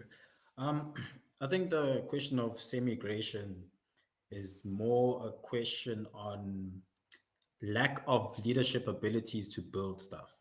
When last did South Africa create a new city? Like, I can't, maybe in the 70s during apartheid was the last time we had a new like city come in. I live in KZN in a place near a place called Richards Bay. And Richards Bay, with the amount of economic opportunities that are there, you have an airport and you have a harbor. And for it to look the way it looks now, to me, that just speaks purely on lack of capacity to build anything. Because a competent leader would say, all those companies that operate there, all those mines that operate there, all those industrial companies that operate there, all your headquarters must be there. Because then automatically you make a rule like that. Now you create development because now there's people that are going to be there. So now they have to send their kids to school. They need hospitals. They need better roads. Now you start to create. So what I'm trying to say is that the semigration thing is more a question of leaders that just lack the capacity to build. They don't know what to do. So when people say they lack political will, I don't like that because that kind of gets them off freely. I think they just don't have the capacity. Therefore, they don't have the will, right? So that's one. And then with the BEE question, I understand why BEE was implemented. From a transformative point of view. But again, we're going back to what this whole theme has been about. It's been implementation.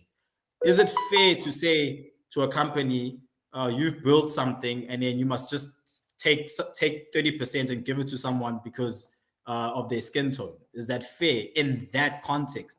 I don't think that's fair.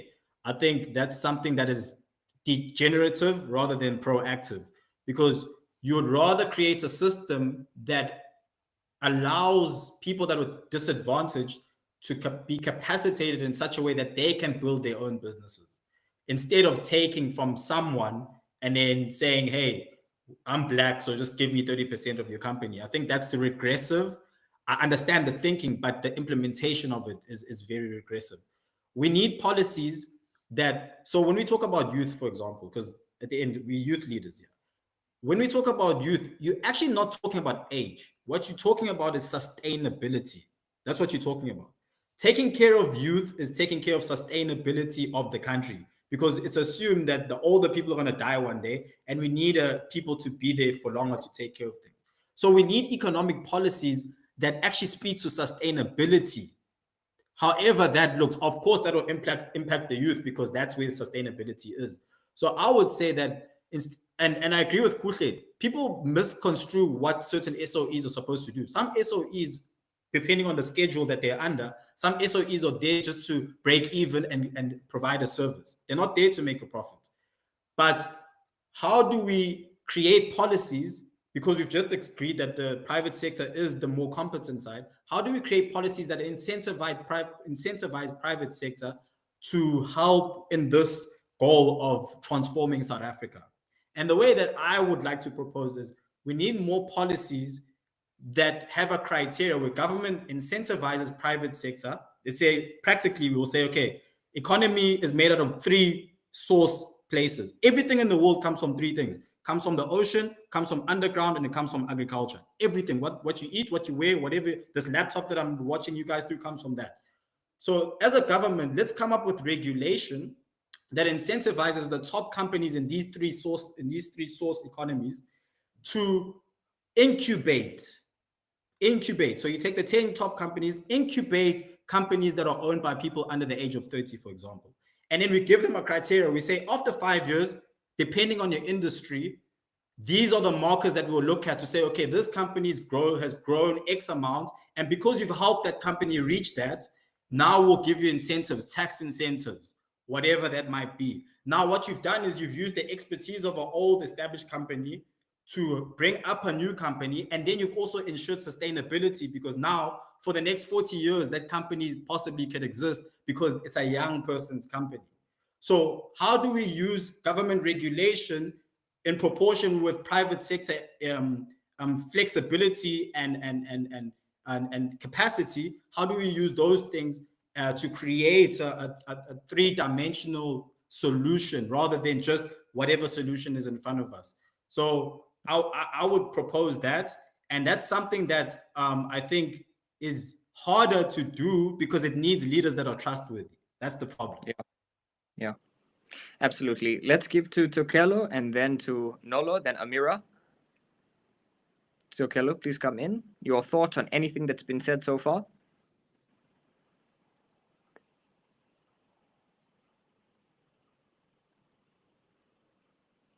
Tokelo, can you hear me? All right, Nolo, please come in.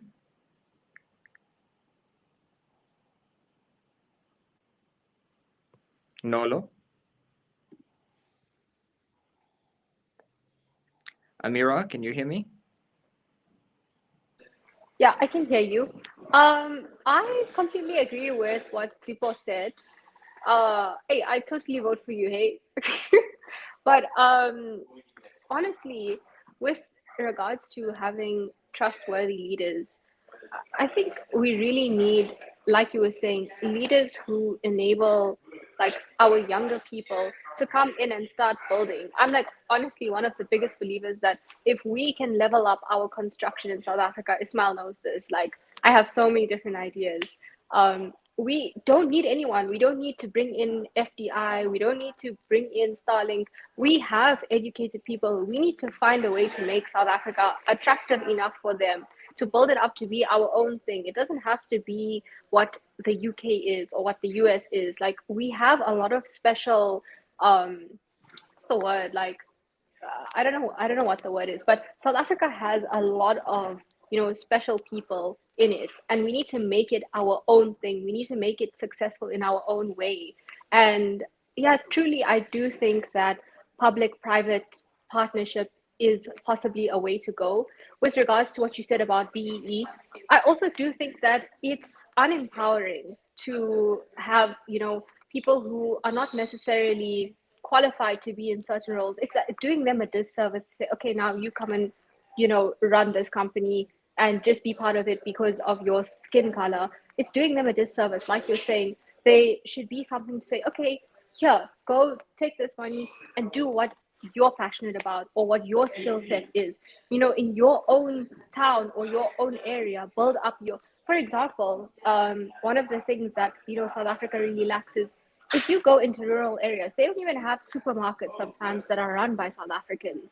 They, you know, it's run by foreigners in that area, and they inflate the prices. You know, give someone in a rural area a budget to open that and enable them.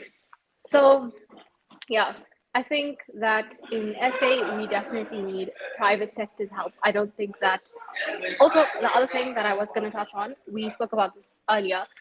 How would you monitor, you know, what the leaders are actually doing? You know, I know that this might upset people, but everything in this day and age works on money. So why can't we just treat the government like a business? If you don't do what you're supposed to do, why are you getting paid? Why do you have so much of importance? So why can't we have some sort of, you know, basis to say, you know what, like the people in charge, they're not doing what they're meant to do. Who is there to check that when they're not doing what they're meant to do, they still get paid millions and millions of rand, or they're wasting millions and millions of rand to still not give results? So yeah, I do think that there should be some sort of corporate governance that's taken from private and then added into government practice. Yeah. So I really like what is happening here. Amira and Zipo have broad agreement. And I'm very happy to see that because it means that half my job has been done. I've been a good moderator. I do want to bring Kuhle in, and I'm just prefacing what I'm about to say is that, so Amira, the President Ramaphosa, I think yesterday it was, announced that his entire cabinet has agreed to lifestyle audits. Okay, So maybe that's one way of keeping track of the money, and thereby by keeping track of the money, perhaps somewhat you can measure morality. Maybe it's a stretch to say that, but I mean, if you're a minister and your lifestyle shouldn't exceed a certain level, and the next thing you know, you're driving a Rolls Royce, there's something afoot. Okay. I want to then go to Kuhle because, we've been speaking about the constitution, we've been speaking about the economy, and we've also touched on the issue of crime and GBV, femicide a little bit. Kuhle, the thing is dignity. Dignity is one of the founding values of the constitution. I can't tell you how undignified it is to a young person who has the skills, who has the potential, who has the willingness and the ability and the passion and the dedication, but faces an economy that simply won't accept them for one or other reason. Touch on how to grow the economy inclusively for young people. Well, thank you, Ishmael. I think firstly, it's understanding that apartheid is over. 1994, the land of Mandela, we've crossed that bridge. We have crossed it, and we've got to keep it in the past and not look back. It's a shame that Midvest opened up a bursary this past week and only didn't allow only for white children or parents of white children to apply. And it's a tricky situation. Not tricky, but a funny one, because you've got a case where there's nothing to do with income. There was not address income per se. It was more focusing on, as long as you are Black, colored, Indian, good, you can apply. Now, what are we saying to white people in South Africa? We are basically saying, you are lacking, enough melanin to be part of this economy. We are going to isolate you. This is going back to the whole point of equity and equality, is to say, we get that we need to be equal. We get it, 100%. But while trying to achieve equality, we should not disadvantage others. It's like me saying, oh my gosh, my one child is fat, my other child is malnourished. Let me stop feeding the fat one and let me give the malnourished one food. It doesn't work that way, and it will never work that way. So we've got to remove this toxic lens or cataracts that's blinding us of bad race relations, where we make certain people feel like they're not part of the economy. And it's a real thing. Certain people aren't part of the economy. You look at NSFAS, and I'm very sorry. And I don't want to seem as if I'm speaking for one group or for one race, but I'm just speaking about what I see. You look at NSFAS, who does NSFAS really benefit? NSFAS does not cover many white children who can't afford, and it's a reality. I mean, I see it. Back in my days of, you'd call varsity politics, you would see this thing where it never covered many white children who could not afford. There's this misconception that if you're not Black, you've got the money. If you're not Black and you're not colored, you've got the money, which is not true. There are many Indian people that don't have access to resources. They don't have access to the tools of trade to be successful in this economy. Same as colored people, same as Black people, same as white people. But there are lies that are purposely being perpetuated to make it seem otherwise. And we've got to stop that. We've got to nip that in the bud. As well as, America, just ask if you just mute yourself. Oh, I'm so sorry. I didn't realize. No problem. Thank you so much. No props. You've got to nip that in the bud, because there is no taking this country forward. Government today looks so one-dimensional. Government, as in, you actually get shocked to walk into a government office and see a colored person working there, or an Indian person or a white person working there. Like, my gosh, how did you get here? It's a real thing. It's like, how on earth did you get here? And we've got to stop that, because this whole thing of Mark. I was at the State of the Nation business breakfast 2 days ago. There's this whole debate of okay, 70% of JSE listed companies have got white CEOs, right? And other 30% are black CEOs. Cool, we see it. It's fine. You get to government. You can't have your civil service made up of 95% of one race. It's not proper. It will never work. And you expect everyone to say that we are all catered for. 95% of, more than 95 actually percent of government is made up of one race. And you're saying that, no, this is a country that works for everyone. Everyone is included here. We all stand for you. We look at BEE. BEE is a feeding trough. People, you ask yourself, this 30% is going to who? It's a logical question. Which black person is benefiting from this 30%? I can assure you, none of us here, right? And by the way, all of us here classify as black people under BEE's legislation, right? None of us here have got any stake in BEE. And what eight? None of us have got it, and that's because we're not related to any political elite, family, or whatsoever. So BEE is actually not even assisting black people. I've mentioned this before. BEE has costed the economy 4 million jobs, and predominantly 4 million, or a majority of those 4 million lost jobs happen to be black people.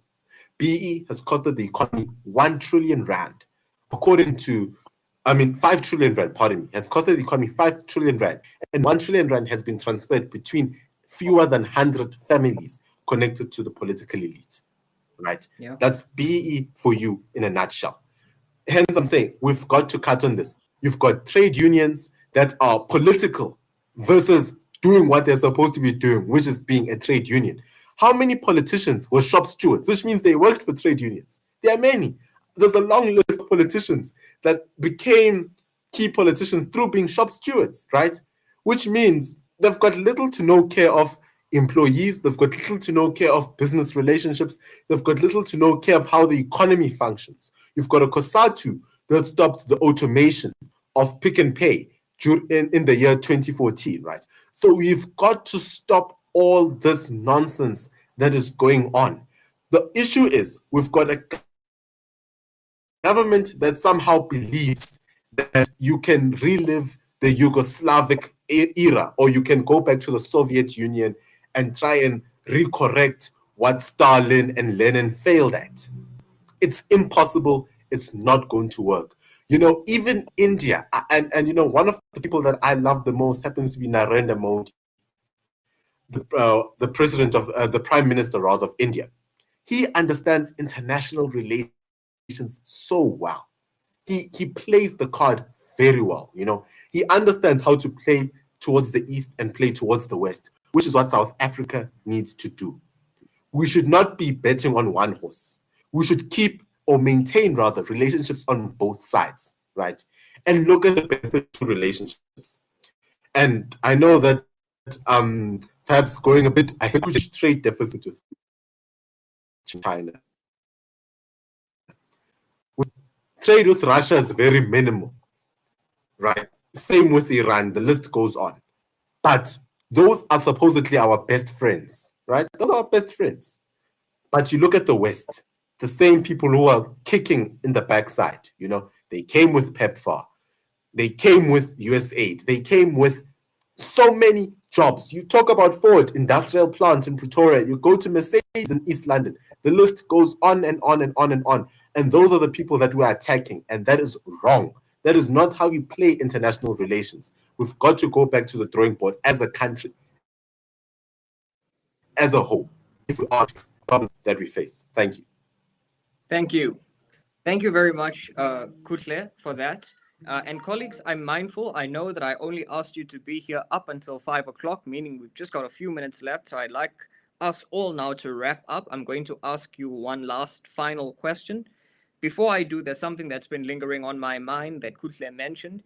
Kuhle spoke about the Prime Minister of India, Mr. Modi, And Mr. Modi, it's a very important backstory about him, is that he was the governor of a particular province in India called the Gujarat province. And it was a poor province 30, 40 years ago. And the way he incentivized, or not incentivized, the way he grew the economy was to incentivize the private sector, the Tatas, the Mahindras of India to come in, invest specifically in that particular province, make it lucrative and conducive for businesses to grow by giving them things that both of you, Kuhle and Zipo, have spoken about, tax breaks and so forth. And today it's the single richest province in India. So let me park my thoughts there. My final parting question to all of you, because we are here, as Zipo mentioned earlier, as youth leaders, we've been mentioning we need to change the constitution. We need to change the way we interact with each other. We need to change morals. We need to change policies. Who's this we? And if it is us as young people, how do we then do that? Because none of us here are members of parliament. None of us here are mayors of metros or premiers of provinces. What do we do as young people in our communities?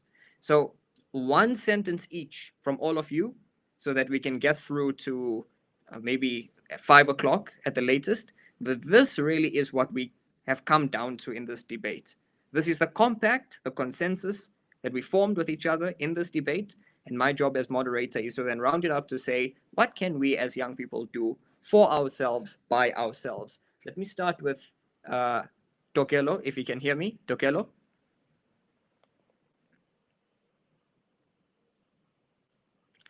Nolo?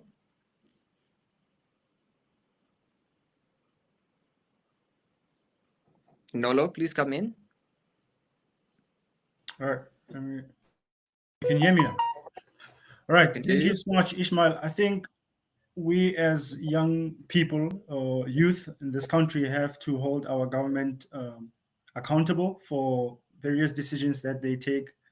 And we, in terms of the constitution, we have to ensure that young people are educated around I think Parliament has to ensure that young people are aware of the constitutional review when the applications open so that young people know that it's time for the constitution to be amended so that we can propose our own perspectives and own recommendations.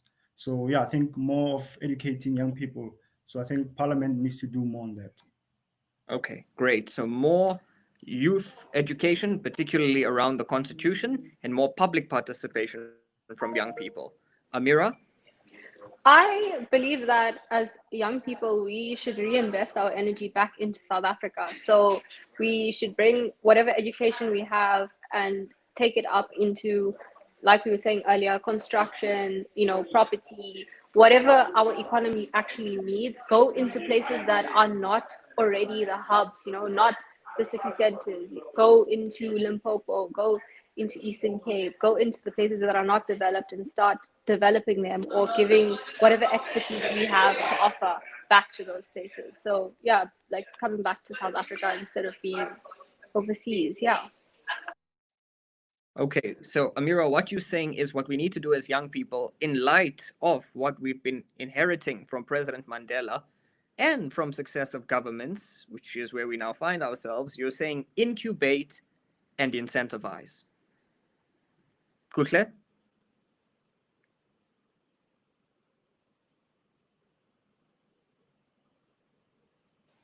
Thank you, IJ. Yes, so I do tend to agree with Amira on the part of, we need to go into the less developed areas of the country, right? Doesn't help to sell bread if there are 10 shops on the street selling bread. What makes you special? One, go to a place where there is no development, right? That is where you're going to make the biggest impact. But it's not just about making the biggest impact. It's about, does the government allow you to make that biggest impact? Cut the red tape. We as the youth need to demand for cutting that red tape. Cut government intervention in spaces where they don't belong. It's quite literal, This is the old thing of the principal thinking that he can coach the soccer team because they lost the match. No, leave it to the soccer players and the soccer coach. Stick to your lane. Government, same thing. Don't go into business. Don't just stay in governance, right? Let business operate freely. The market will re-correct itself and become a functioning market for all South Africans. Thank you. So, Kuhle, you're saying young people need to advocate then for ease of access, for being given a platform for government, and advocate for being left alone by government to achieve all that their potential can achieve. Zipo? I think we need to understand what comes first. So I would say private sector comes first before government. Why? If Henry Ford creates a car, government doesn't know that Henry Ford is going to create a car, so they can't make regulations according to that car. So let's, as young people, let's be disruptors. Let's stop being held back by our tribalistic respect for elders. Like as a Zulu, we revere our elders, but I've also found that can kind of restrain you from being what you want to be. And I think we need to become disruptors. Let's lead governments. Forget that government's the only thing that you can be powerful in. Let's be disruptive. Government will follow with their regulations and stuff, but we need to get ahead of them in whatever that is, whether it's business, education, sports, whatever. Be a disruptor. Everyone else will catch up, because by being a disruptor, you're forcing people to your tune, to dance to the beats of your tune.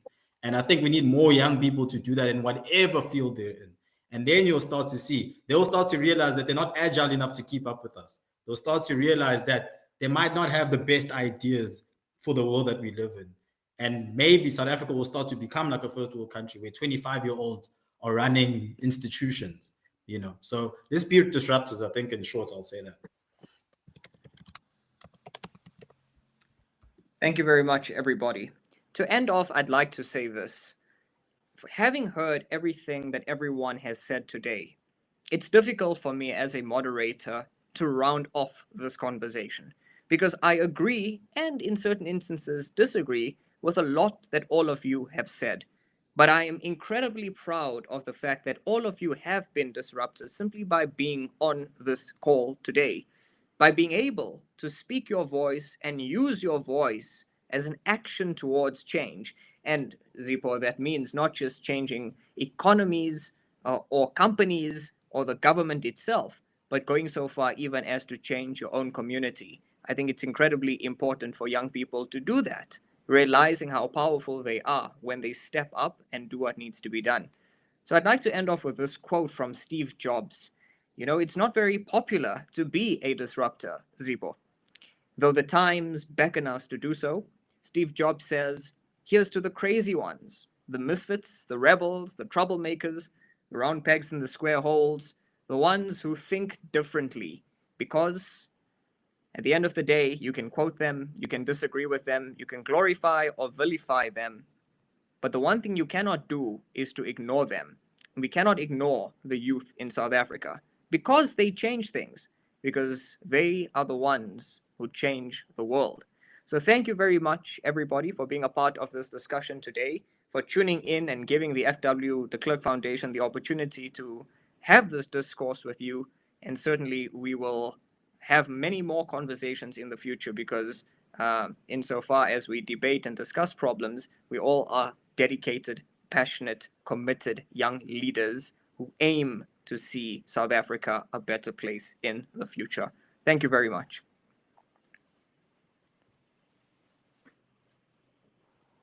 Thanks so much, guys.